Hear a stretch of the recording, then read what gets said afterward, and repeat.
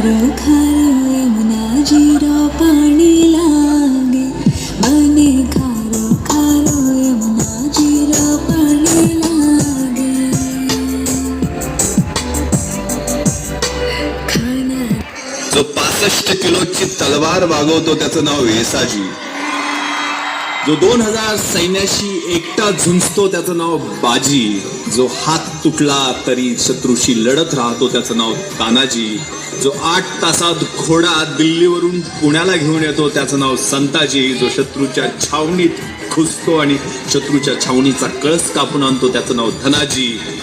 जो ठाण्या वाघाला एकटा सामोरे जातो आणि त्याला उभा फाडतो त्याचं नाव संभाजी. आणि या सगळ्यांना एकत्र घेऊन स्वराज्याचं नंदनवनाचं तोरण बांधतो त्याचं नाव शिवाजी.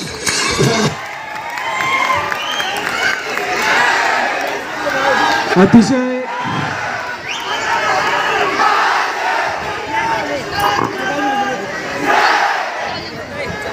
बोल पटकन.